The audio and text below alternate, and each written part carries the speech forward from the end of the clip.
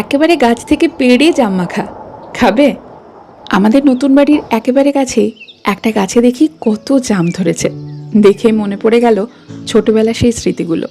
আমার পিসির বাড়িতে এত বড় একটা জাম গাছ ছিল। জাম পাকলেই টুপটাপ করে নিচে ঝরে পড়তো, আর আমরা ভাই বোনেরা সেই জাম কুড়িয়ে এমনি এমনি বা মাখা করে খেতাম। আজও বাড়িতে করব সেই জাম মাখা। তাতে আবার একটুখানি নতুনত্ব স্বাদগন্ধ আনার জন্য দিয়েছি নিজের বাড়ির গাছের কাগজি লেবুর পাতা, একটুখানি বিট নুন, একটু চিনি আর কাঁচা লঙ্কা, মানে টক ঝাল মিষ্টি সব কিছুর সংমিশ্রণে একাকার। আমার সেই পিসির সাথে বহুদিন দেখা কথা হয় না, কিন্তু আমার মনে তরতাজা থেকে গেছে ছোটবেলার সেই স্মৃতিগুলো।